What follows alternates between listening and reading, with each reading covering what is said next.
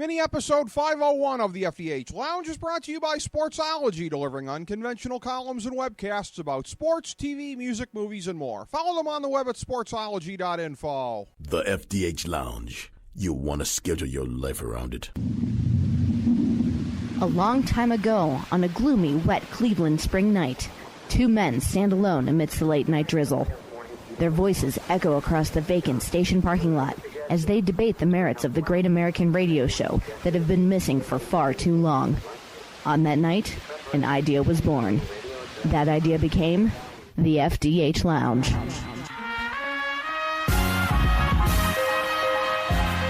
Welcome to the FDH Lounge. Hello, everyone. Welcome to mini episode number 501 of the FDH Lounge. You have with you here today FDH Lounge dignitaries Rick Morris and Kyle Ross, your favorite football talkers anywhere, breaking down NFL Week 15. Looking back at last week, all of my picks were 8-7-1 for the week, 2-0-1 on my big three, 1-0 on my lock pick, leaving me at 106-99-3 for the season. Overall, 23-18-1 on my big three, 6-8 on my lock picks, and I'm keeping the gimmick going. If you jumped off me after week 5, high water mark, I called it at the time, with me the first 5 weeks, against me since, 116, 102, and 3. So a pretty good mark there in profitable territory. Speaking of profitable, that is a large understatement about what my boy, the K-Dog, has done the last couple weeks here. 4-2 last week, 40-27 for the season. A red-hot roll after your nadir of 56%, which is still well profitable. You are back up to 60, my man. Thank you. Yeah, I've been doing real well the last couple weeks. I'm not going to lie. 12-4 the last 3 weeks. I got this thing down. I think it took me a while, and I'll be honest with you. I think if you go back and check the tape, I've won most weeks here on this program, haven't I, this year? Could very well be. Always makes it fun. Yeah, I think there were a couple dogs in there in the middle, but yeah, we're going down the home stretch, and now I'm of course going to jinx myself and probably have a terrible week. But got 5 for you this week. Really like them, and I think you and I are going to disagree a lot this week. I say that every week, and we never do. But I really mean it this week. I really mean it. We probably Jamie Horowitz will. says we have to start disagreeing. Jamie Horowitz says we need to start disagreeing. And if not, I know we're the big boys. John. Yeah, John Skipper's going to come in then if we don't this week. So I don't think that will be necessary. You are the alpha male of the gambling world here, but I am happy just to be the Charlie Runkle to your Hank Moody. And no, let's not say that. I think you've been doing a fine job. I don't think there's no one I would rather be. There is no one. By the way, that gimmick's getting a little stale, I think, a little bit. The records are kind of similar. I think you should pat yourself on the back. You've been doing pretty well these last couple weeks. You're doing okay. What was the lock pick last week? I can't remember. Was it Minnesota? Was it St. Louis? The tie? The tie was Minnesota. It was a line of exactly 6. I know your lock pick. Yeah, your lock pick though. That was St. Louis, right? Last week. Yeah, that was St. Louis. I had that one nailed. Yeah. So yeah, you know that ironically that was one of the 2 I lost. So that. Okay. So. All right. Well. We are not going to differ, I don't think, on any of my big 3 versus your locks this week. Oh, you know what? I take that back. We will. Stay tuned, folks, for late in the show because it looks like we are going to differ on one of them. We start, as always, the Thursday night game, the 10-3 Cardinals. Fluke-o-meter at the 6-7 Rams, 8:25 Eastern time from the Edward Jones Dome in St. Louis. For once, I didn't call it the Edward James Dome. Good for me. Sims and Wolfson with the call on the NFL Network. This is a game where the Rams are laying 4.5 at home, up from 3 at the open. I know you said off air, Kyle, you find this line to be a little bit curious. And in looking at it here, contrary to the mental image that a lot of us have of the Arizona Cardinals, especially with them being successful this year, for them to be allowing north of 260 yards per game passing, that's not something we tend to associate with them. But Patrick Peterson has had kind of a tough year. They've had some injuries. I don't think that the Cardinals are going to be able to run the ball that well on St. Louis, and I think that St. Louis is going to be able to run and pass a little bit on Arizona. I'll take the Rams in this one to cover, not just win, but cover against the team that left their city low these many years ago. Wow. Yeah, how about that? That just happened. am a little surprised about this line. Yes, indeed. I still have, as much as I don't, you know me, I've railed against Arizona. I think they're one of the most overachieving teams by record in recent memory in the history of in the league. I really do. This is not a standard 10-3 team. That being said, I still have them a little bit higher in my power rankings than I do the Rams. I know the Rams have looked great the last 2 weeks. They haven't given up a single point. So tough to lose when that happens. But it was against the Raiders and the Redskins. Are we really? Is that really that awesome?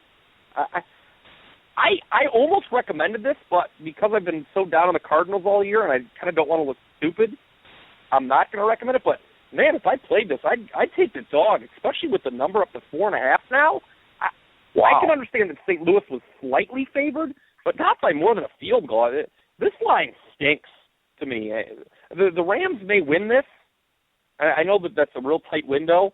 I just don't see them winning by any kind of margin. I think it's close. And remember, they actually came back to beat Arizona, came back to beat St. Louis in the first meeting with Drew Stanton at quarterback. They were losing when Palmer got injured. Remember that now. Right. Well, you said there would be points of disagreement. There's one already. We'll see if it keeps on to Sunday here. Something tells me we may not have disagreement on this next game, although perhaps we will. It's the 2-11 Raiders at the 7-6 Chiefs, 1 o'clock Arrowhead Stadium on CBS. Spiro Ditas, Solomon Wilcots on the call. This is a game where Kansas City is laying 11.5, up from 9.5. I know, Kyle, you're somebody that is not a believer in momentum or anything like that, but looking back at how Oakland has played in recent weeks against Kansas City, nobody seems to want to give them credit for what they did to San Francisco. Believe me, we'll talk more about that later when we get to the absurd line on the San Francisco-Seattle game. How can you not give Oakland at least a modicum of credit for showing a pulse recently? They've played so well against Kansas City recently the last couple of years. I just think this line is way inflated. I like Raiders getting the 11.5 at KC. They've had a lot of success there in recent years. Somebody cue Vince McMahon in the headphones because we're in Bizarro world today. Wow. I almost always would recommend a double-digit dog. This is probably my least favorite double-digit dog of the year. This is going to be, I'm not recommending it, but this is a get-well game to me for Kansas City, who, remember now, I went against them when they played Oakland the first time. Said that the Raiders had a great chance of winning that game outright, and they did on Thursday night. I also, you talk about that Raiders-Niners game, had the Raiders outright last week over the Niners. That was one of my better wins of the year. I just think the Chiefs have gone from supremely overvalued to kind of properly valued. The Raiders, look, remember, they've got the 2 wins, but in between they did lose 52-0. That's how they did off their last win. I would absolutely not take the points here under any circumstances. And you talk about people needing to give the Raiders credit. Bettors actually are at a shocking rate at this game. Hold on, I'm going to bring up the percentage. There's more people betting the Raiders in this game than the Chiefs. That's always a dangerous sign with the dog. I'm telling you, the line looks tempting based on what we've seen the last 3 weeks, but I think the Chiefs have a get-well game here. They'll win pretty comfortably. So you're advocating kind of a hipster approach to dogs, right? That, if too many people are on the dog, then, let's go find the pavement dogs out there. That's usually the way it is. Hey, what do I always tell you? There's only one kind of underdog I don't like, a publicly backed one. The public's always wrong. Well, okay. Except when they voted for Barack Obama twice. That was okay. That should make me queasy about the Raiders in this game, but it does not. While you're looking for that, I do want to point out, you're saying this might be your most despised double-digit dog of the year, and previewing the next game. Ricky. Yeah, it was 59%. What was the percent of wagers on the Raiders? So, that's pretty substantial for the public to almost 60% of the public to be on a dog. Now that's in looking ahead to the next game, Baltimore and Jacksonville, you've advocated taking Jacksonville against better teams than Baltimore, and yet Oakland is your worst dog of the year by double digits? You've advocated some real stinkball dogs this year, Kyle. Well, when it stinks, I'm involved. The thing is, this one doesn't stink to me. Okay. I don't know. I mean, you remember, off a win the last time, I repeat, the Raiders lost 52-0 to a Rams team that at the time had not been favored by a touchdown, since, Kurt Warner's wife's hair was short, I think. So, let's just keep some perspective in mind. Raiders off a win. Mark Lawrence, white courtesy phone. Mark Lawrence, white courtesy phone. And the Chiefs are a real desperate team with revenge. And what are they going to lose? Are they going to lose the Raiders twice? They should be humiliated if that happens.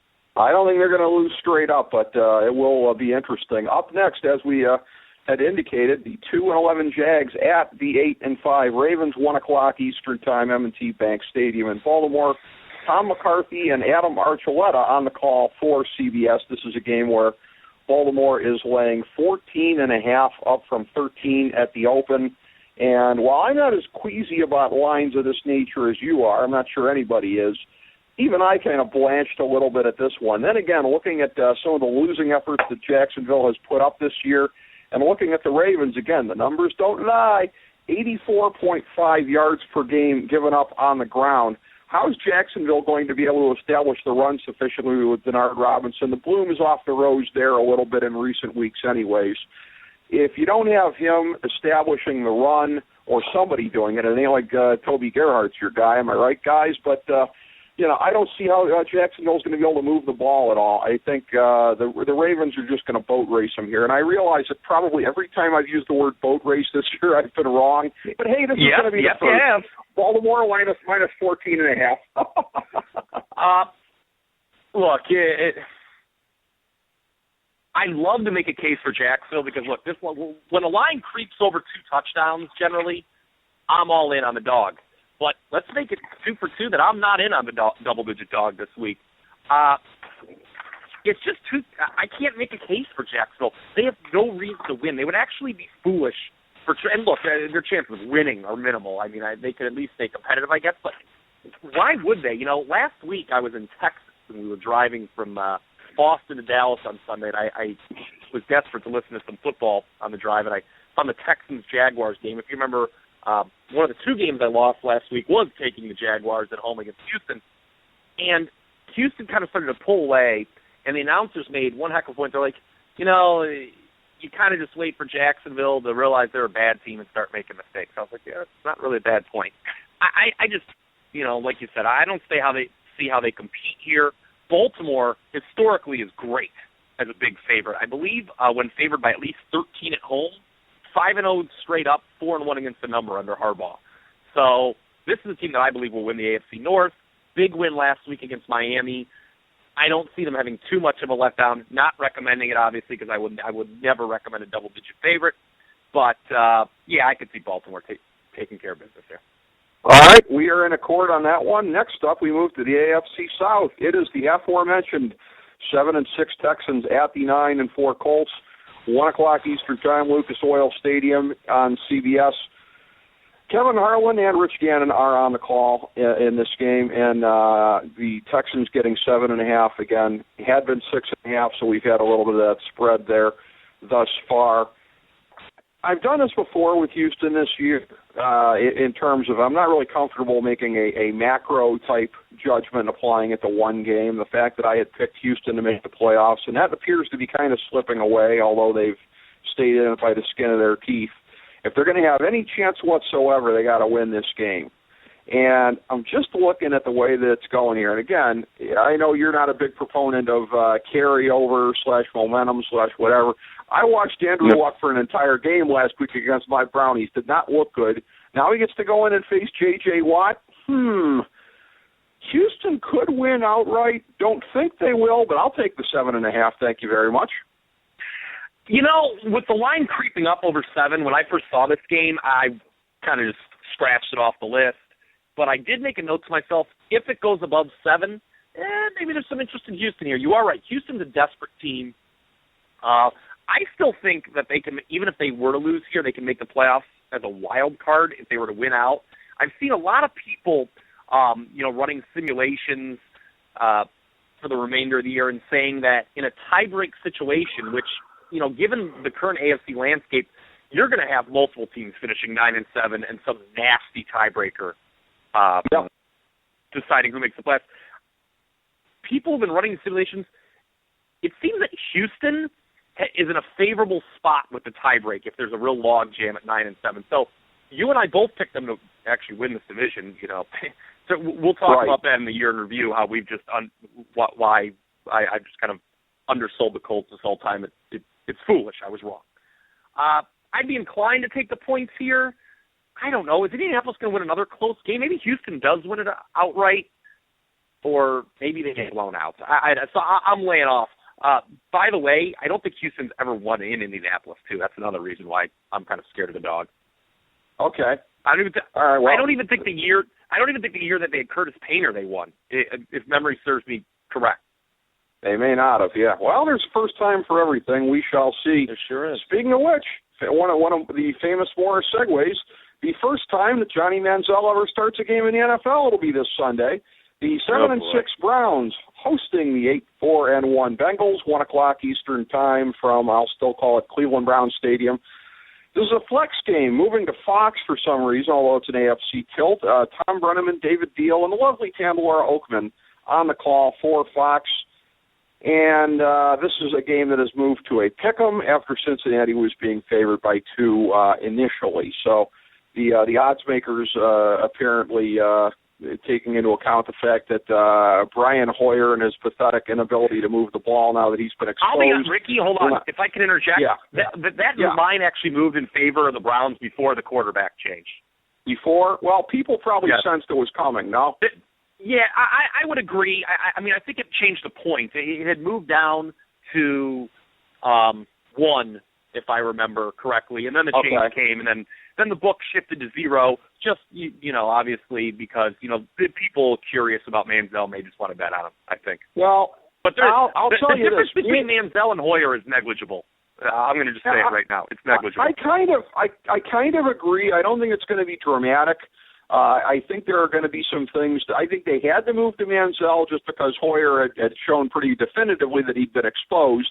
And at least with Manziel, you're going to give him some different looks. But you know me. I've not been a Johnny football guy from day one. Additionally, I'm on Cincinnati in this one because a couple things. It's a revenge game. You look at the fact that there have been a lot of whispers in town, and I know you've heard them too, that the Browns have not been happy with Johnny Manziel's preparation, with the work that he's been putting in. They went to him because they had to go to him, which is never the spot that you want to be in at this point. They had to get away from Brian Hoyer. They're not committing to Johnny Manziel. Well, I think they did. I think they did. Brian Hoyer had worn out his welcome, and justifiably so. He had been exposed. So they went to Manziel because they had to, which is never a good reason. Give me the Bengals in this one, as much as I hate to say it. As I've said, every time I go against them, prove me wrong, Brownies, and they generally do. They also prove me wrong when I pick them to win. I had the Browns last week. Everyone was complaining that Hoyer was still getting the start. They covered for me. That was nice. Didn't win the game. I know a lot of people here in Cleveland were upset about that, obviously. But causation does not equal correlation, Kyle Ross. You didn't cover because of Brian Hoyer.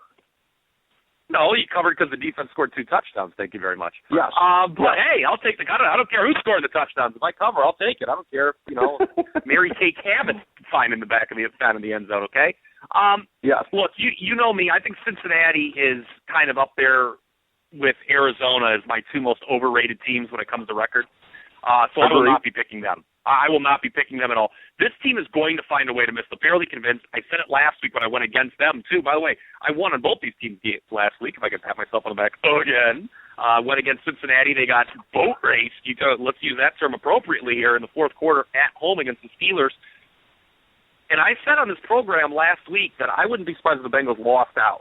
And I wouldn't be surprised if they lose this game. It's going to be some dark times in Cleveland if they lose Manziel's first start. But I want to see him. I want to see how he does. Look, I wrote on Facebook, I think you saw, I would not be surprised if the Browns win their next 2 games. The Manziel hype goes insane. And then regular season finale, playoff spot on the line, they lose at Baltimore, and everyone's overly optimistic about next year, failing to realize the schedule gets way harder, and the Browns don't improve at all next year. And the beat goes on. Yep, I think you just laid out the next 12 months.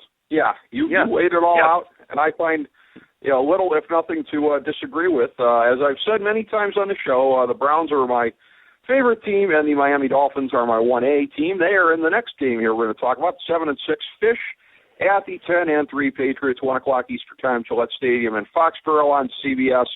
Ian Eagle, past lounge guest there. Dan Fouts and Jenny Dell on the call.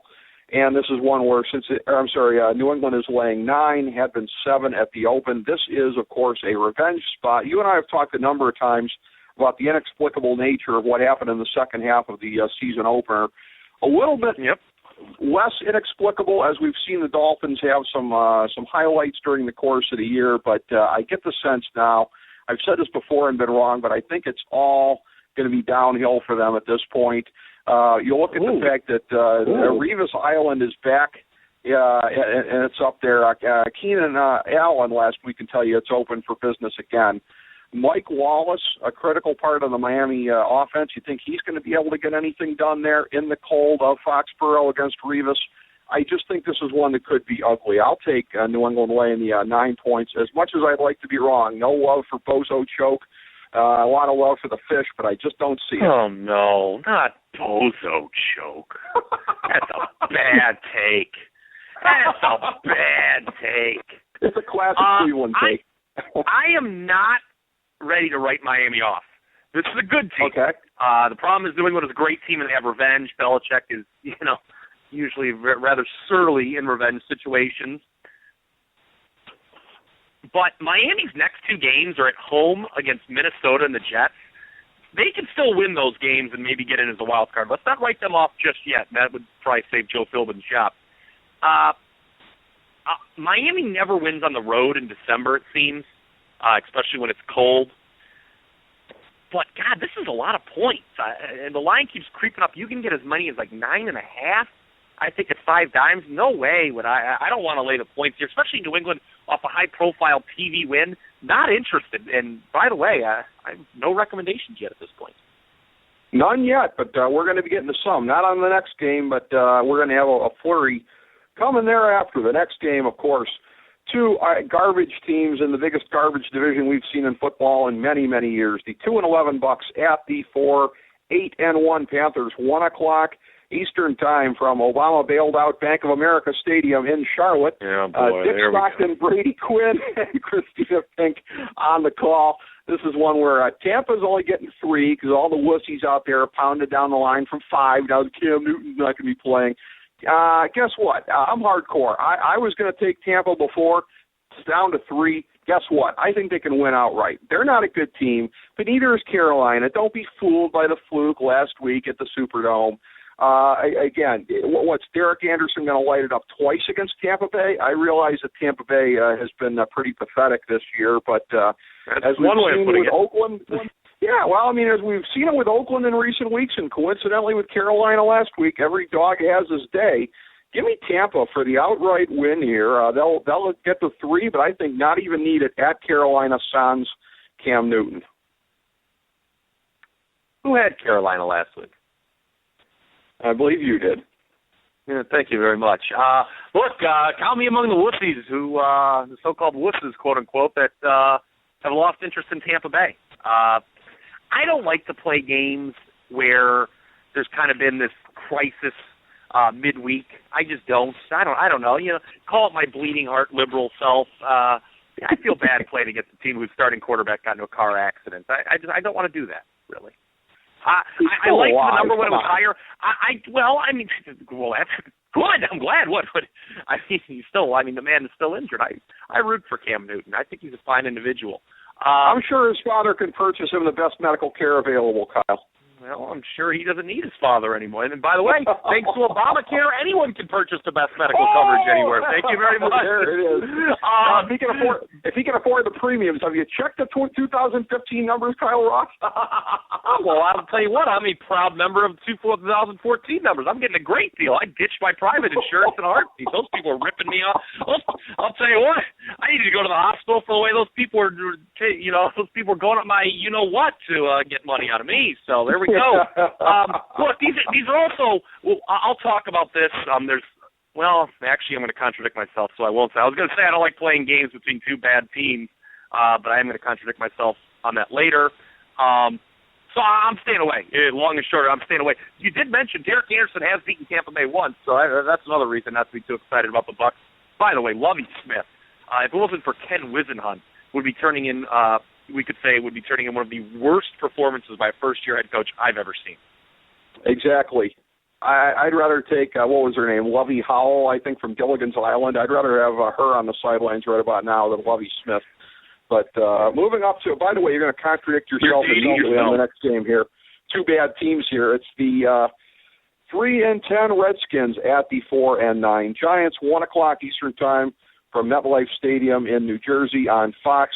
Five-time Lounge guest Kenny Albert on the call with Daryl Moose Johnston and Tony Siragusa. This is one where the Giants are laying 7, up from 6.5. And again, I went against Washington last week. You didn't think it was a good call, and I was right on that one. And I'm not going to make it a lock pick. I'm not going to make it a lock pick or a big 3 pick this week, but I'll stay there. I was also on the Giants correctly last week. And, again, the Giants right now, classic bullies, classic bottom feeders. This is the kind of team they can beat, and they will. Eli Manning momentarily kind of hot again.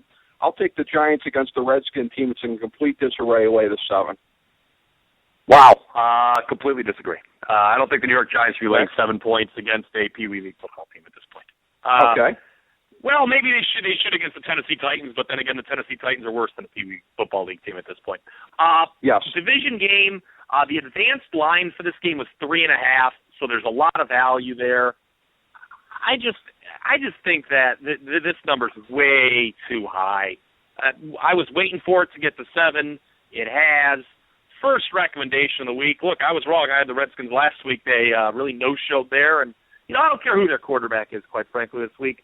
I am taking them plus 7 points against the New York Giants, who are not amazing. All right, well, I know you're going to have a recommendation coming up in the next game as well. 2 Rust Belt teams here. The 10-3 Packers at the 7-6 Bills.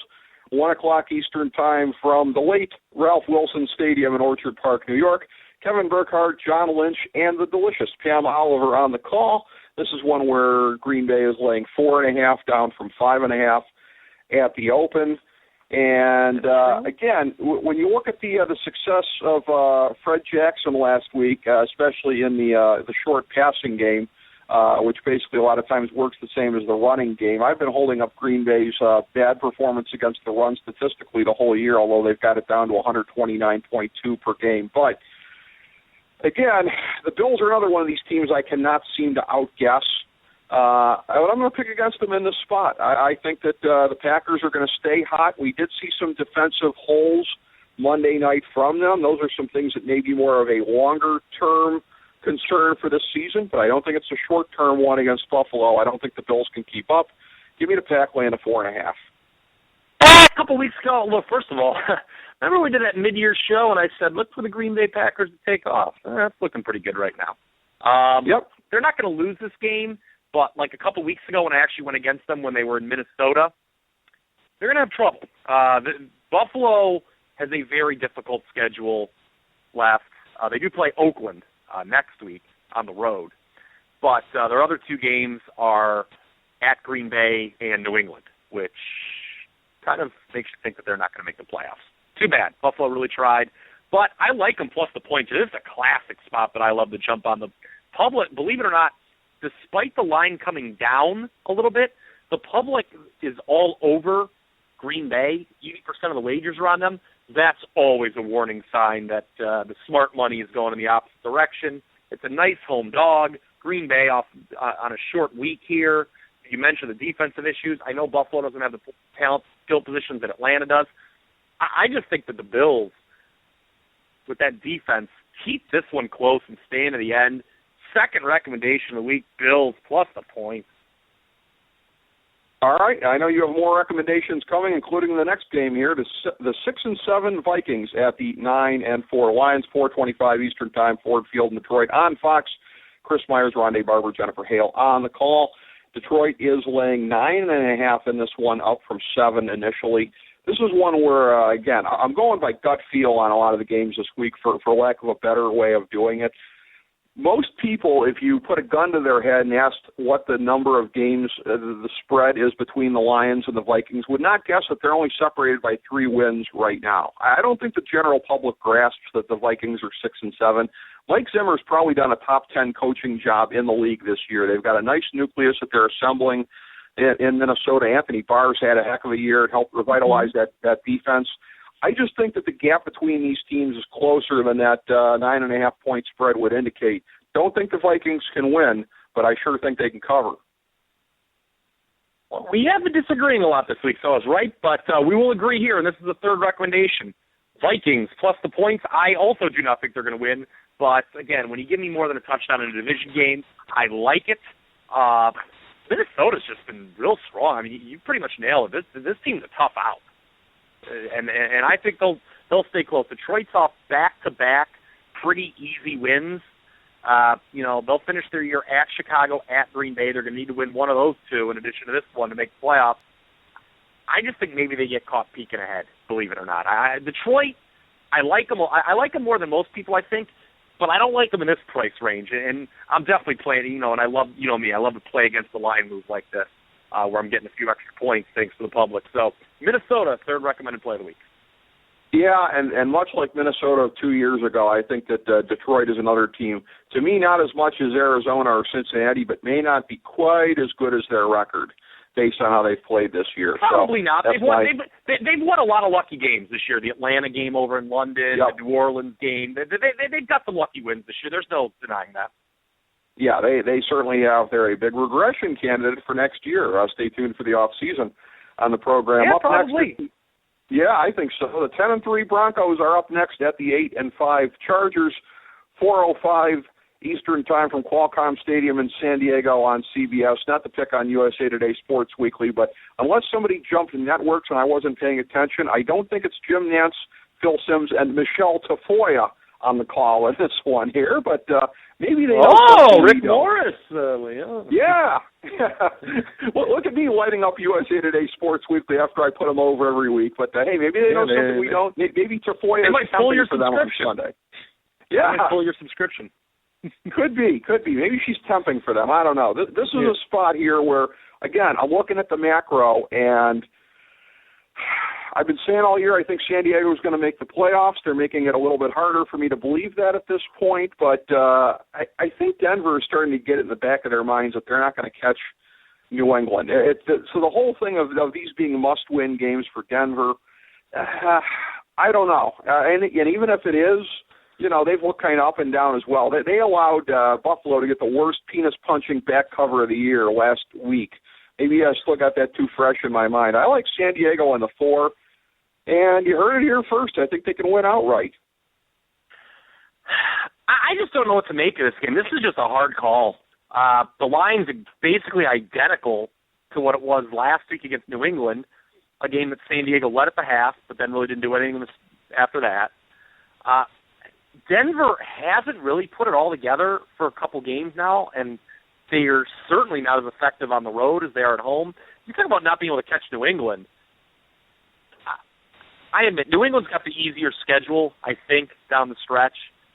And Denver obviously has to finish in front of them. But, it's not out of the realm of possibility to get the number 1 seed. If Denver wins out and New England loses once, then the number 1 seed Denver's. But I'm refraining from this game. This is a hard call. This is a really, really hard call. I'm not as bullish on San Diego anymore as you are. And at this time last year, no one was more bullish on the Chargers. I just think they're a step down from where they were last year. Right.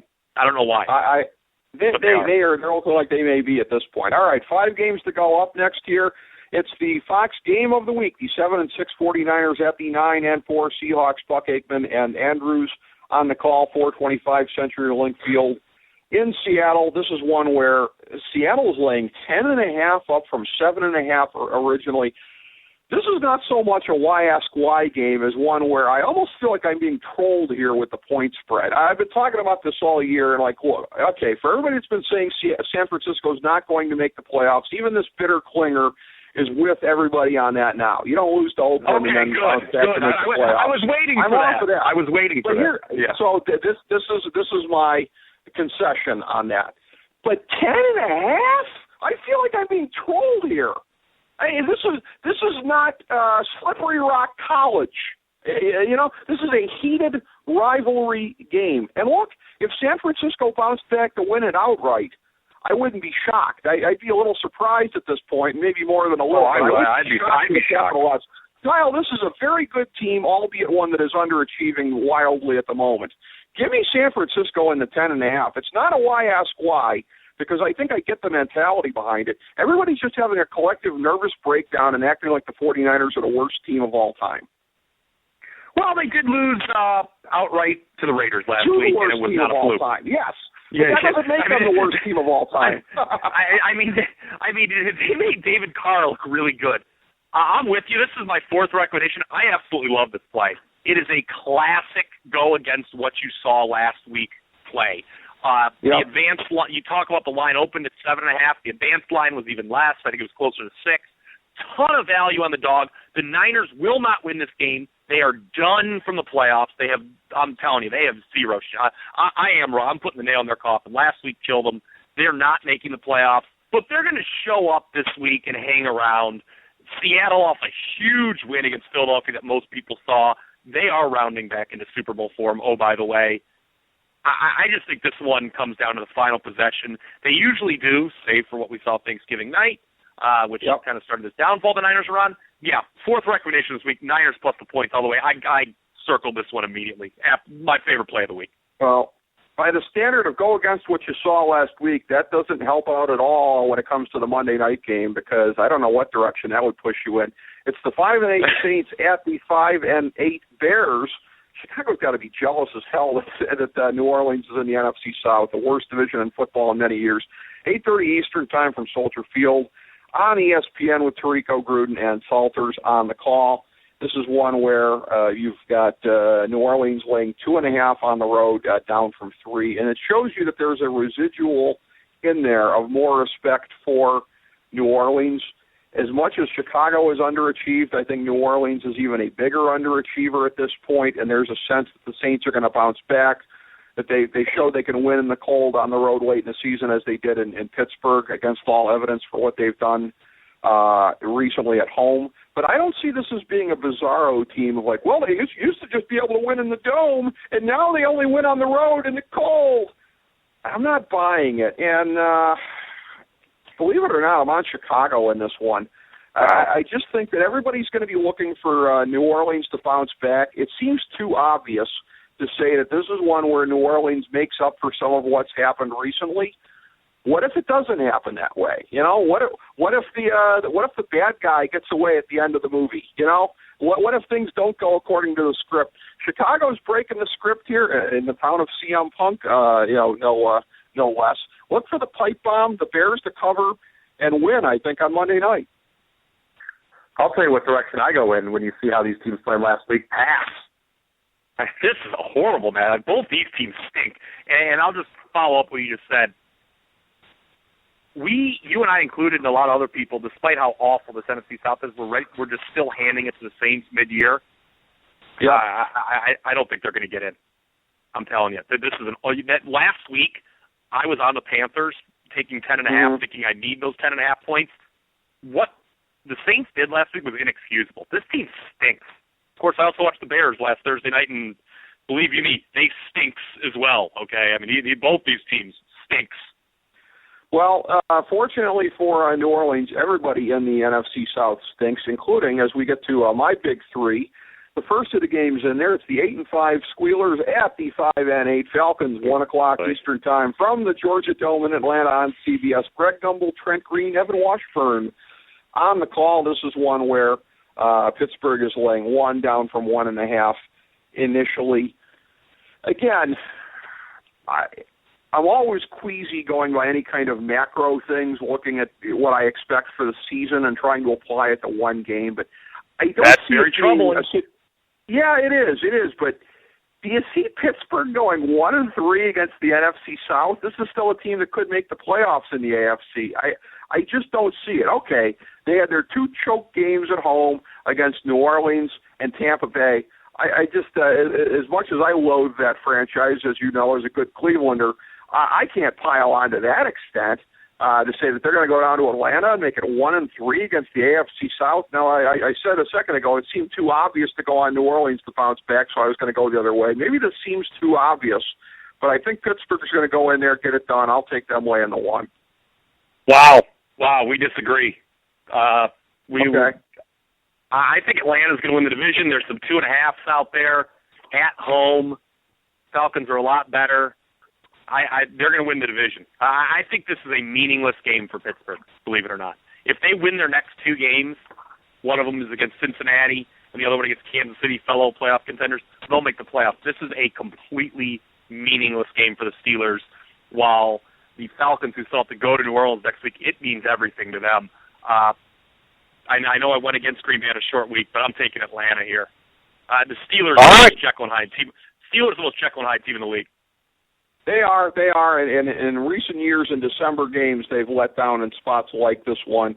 If they do, I'm just going to call it, and this is just a gut feeling. If they drop this one, they won't make the playoffs. I don't think it's meaningless for them, but I think they won't make the playoffs if that's the case. I'm breaking a cardinal rule in the next game. This just shows you how hard it was for me to get 3 picks this week, 3 recommended picks. I never go in a game with 2 absolute sewage teams, but I'm going to. It's the 2-11 Jets at the 2-11 Titans. 4:05 Eastern Time, LP Field in Nashville on CBS. The lucky folks getting to call this one, Andrew Catalon, Steve Tasker, and Steve Berline. This is one where the Tennessee Titans had been laying 1.5 at the open. That has now flipped, gone the other way, and the Titans are now getting a point. I just go to this when I look at this between these 2 teams who both absolutely suck. The Jets, 87.4 yards per game yielded on the ground. Tennessee, 141.5. The Jets should at least be able to pound it on them. I went with the New York team last week in a recommended play against Tennessee, and I was right. Let's make it 2 weeks in a row. The Jets, as much as they suck, will at least be able to run the ball, and they will do so to victory. By the way, that wasn't a recommended play as I look back last week, but I was on the Giants correctly, and I'll be on the Jets correctly this week as one of my big 3 plays. So you, after watching a change in favorite, are going to lay points, how small they might be, with the New York Jets on the road.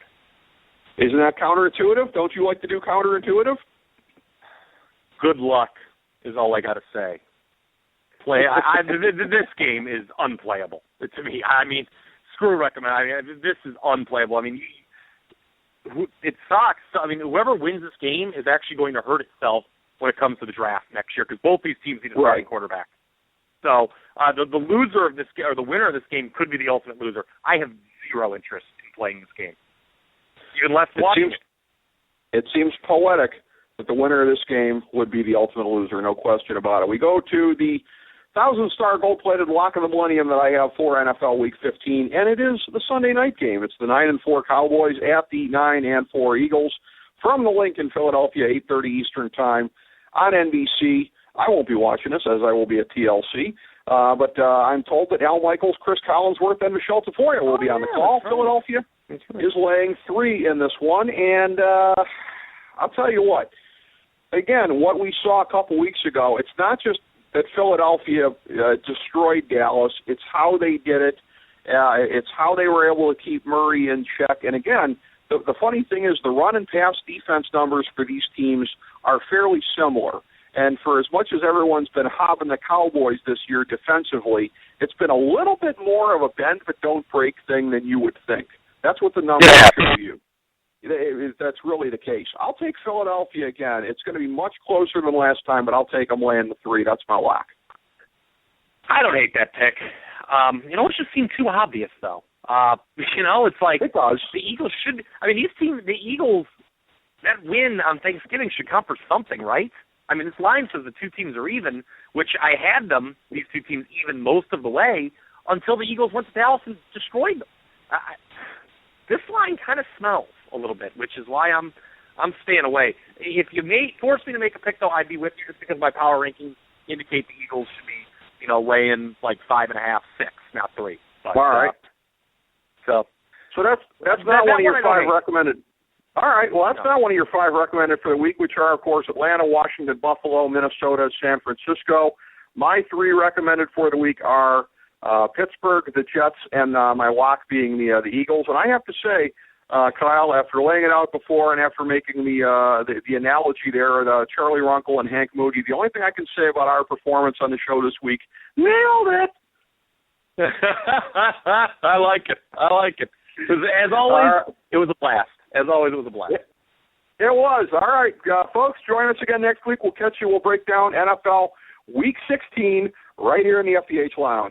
As we bring the show to a close, we would like to extend our deepest gratitude to NBC, CBS, ABC, Fox, all Clear Channel affiliates, TNT, TBS, USA, UPN, Deadspin.com, YouTube.com, YTMND.com, MySpace.com, various blogs, Fox News, CNN, CNBC, MSNBC, IamBoard.com, Billboard.com, Google.com, ESPN, ESPN2, ESPN News, ESPN Classic, NBA TV, NFL Network, Sports Time Ohio, Athlon Magazine, Comedy Central, Cartoon Network, The Boomerang Channel, QVC, BET, The Spice Channel, Steno Notebooks, Manwich, Papermate Office Supplies, waitresses, strippers, bartenders, garbage men, janitors, microwave popcorn, the writers of The Office, Scrubs, Entourage, My Name is Earl, Oz, Metalocalypse and the Boondocks, Aquafina, and The Periodic Table of Elements.